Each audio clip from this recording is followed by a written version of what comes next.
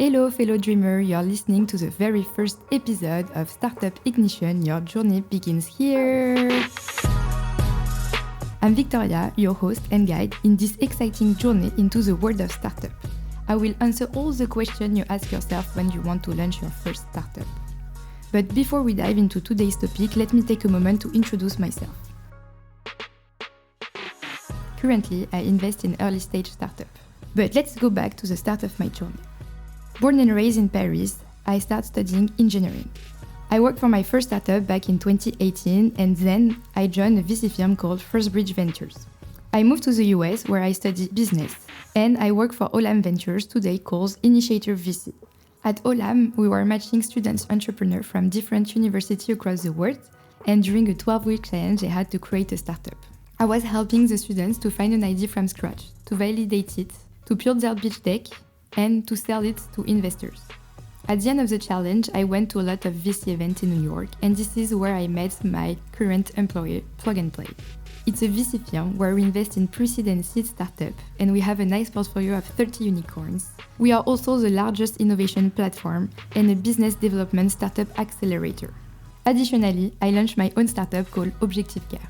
We were bringing well-being at hospital for caregivers.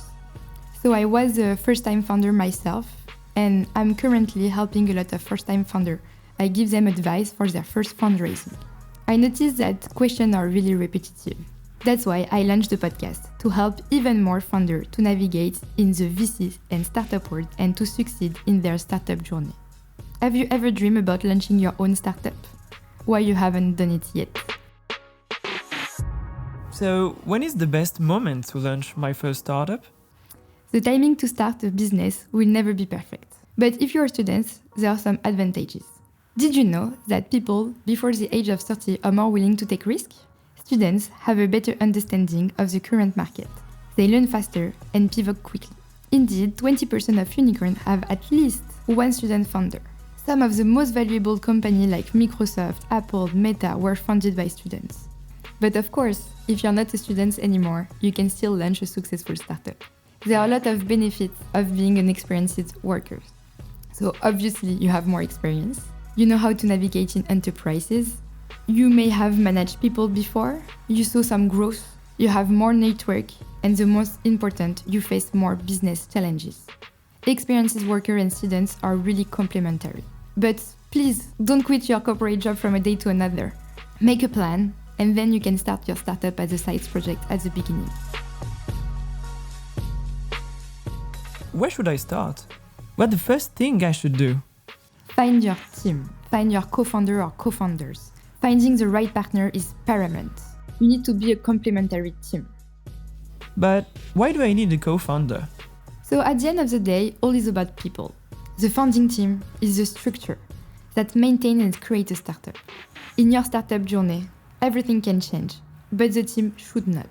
It's the people who find the idea, who transform an idea into a company. And if you are a solo founder, it can show lack of confidence or support. So what's a startup? It's a fast-growing entity. So more people you are in your team and faster you can go. Also, a co-founder can bring you complementary skills, knowledge, new perspective, invaluable insights. A co-founder can bring you experience that you may like. In your startup journey, there will be a lot of stress, up and down, and you need people to celebrate successes together and offer encouragement during challenges. You need someone who understands you and who is implicated to achieve your goal as you are. A co-founder is a support system, helping you focus on your objectives. Another benefit of having a co-founder is to divide tasks, share the workflow and responsibility, making it more manageable and reducing the stress. Starting a business involves taking a risk. Having a co-founder can help mitigate some of this risk by sharing financial burdens and decision-making responsibilities. And a co-founder can bring their own network and resources, which can be valuable for a startup. Connection and network will help you for investors and customers. And last but not least, being a solo founder is a red flag for investors. When you start creating your startup, there is nothing. You don't have a product, you don't have customers, but the only thing you have is a team. So for investors and customers, if you're a solo founder, it's more risk. And that's why it's a red flag for investors. At the early stage of the startup, as an investor, we bet on teams. But many startups failed because of the team. Why? Indeed, that's true. According to CB Inside, around 23% of the startups failed because of the team. There are not only benefits of having a co-founder, of course, it can't be so easy. So the downside of having a co-founder is that you can't be always agree. You won't find someone that you always align on decision. But you need to make compromise. You need to let your co-founder do mistakes. They also need to learn from themselves. And if so many startups fail because of the team, it's because they don't have the right partner. It's because tasks are not divided, and also they can't take decision. Of course, if you can't be agree, you will take time to take decisions. And again, a startup is a fast-growing entity, so you need to be able to take decisions fast and to move fast. To talk about my personal experience, when I had my first startup, I left because of the team. We didn't agree, and we were not able to take decisions and to move fast.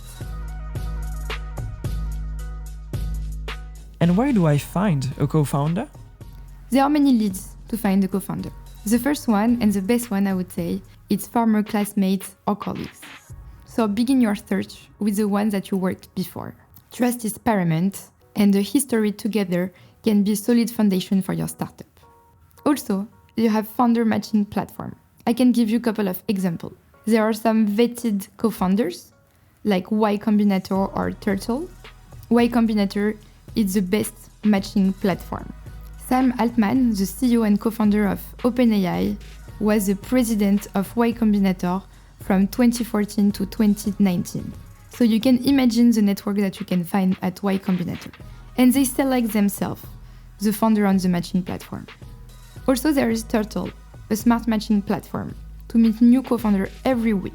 There are other platforms to help you connect with co-founders, like Co-founder Labs or Starkhawk. Starkhawk also gives you advice. This platform connects founders with complementary skills and visions, but there are many more on the market. Platforms like LinkedIn are also super powerful for reaching out to potential co-founders. You can search for professionals with complementary profiles. Don't underestimate the power of connection through Instagram and other social networks too. I'm sure you have friends of friends that want to launch their own startup that have complementary skills with you, and they're just waiting for a sign. The last thing I want to highlight is to attend events. It's one of the best ways to find a co-founder. I don't know where you are located, but I'm sure there are many startup events around you. In startup events, you can meet up with founders that already have a project, but also you can meet people like you that are looking for a co-founder. And how many co-founders do I need? Can they be my friends or family members? Good question. You need 1 or maximum 2 co-founders.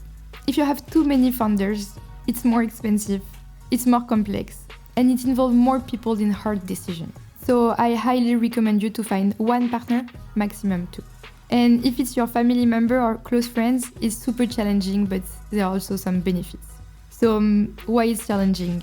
It's because you have strange relationships. You can have some confusion in roles, you have a biais, you're not fully objective, and also to have financial implication with friends or family and member can be challenging. And the benefits are that you share trust, you know each other, you know how you work, and you have loyalty. So to deep understand each other, it's a huge strength. How do I know he or she is the right person? Get to know the person. When you are dating, how do you know the girl or the guy you are dating is the right person? It's by asking them as many questions as you can. You need to judge compatibility, to understand how they think and how they work. What are their goals? So example of question you can ask are, how do you react to stress? How long can you survive without salary? For example, in my startup, I realized that my co-founder reacts really bad to stress, and she started to be aggressive when she was really overwhelmed. You can also consider working on a small project together before putting money on the table. On my own experience, we first work on a non-profit organization together, but when there is no money involved, there are also less stress, so you need to take that in consideration. Your co-founder will be likely your business partner for the 5 to 10 years. So alignment, agreements are key aspects. Disagreement can slow down decision making. Communication and trust are paramount. Like in any relationship, You need to be open and honest, share your thoughts, set boundaries, and address issues promptly. Flexibility is key. Mistakes will happen and that's okay. Learn from them and encourage your co-founder to do the same. Allow room for growth and embrace the journey together. And how do we split the work, the expenses, the equity? So you need to define roles and responsibilities. You can divide the core team into 2 or 3 functional roles. The first one is tech and product. The second one is go-to-market, so marketing and sales. And the third one is finance and operation. You can mix go-to-market, finance and operation together. But you need to have someone for the tech and product.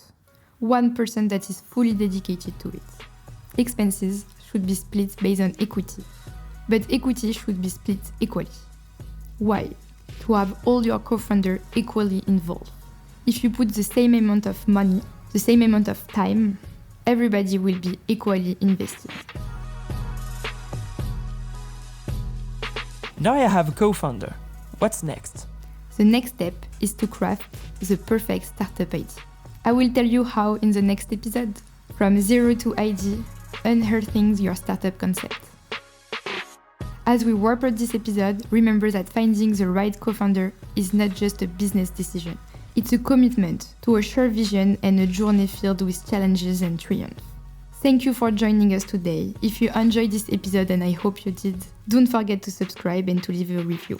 To support this podcast, you can also follow us on LinkedIn, talk about us to your fellow dreamers, and even more, help us to help you better. Ask us your question. From zero to idea, unearthing your startup concept.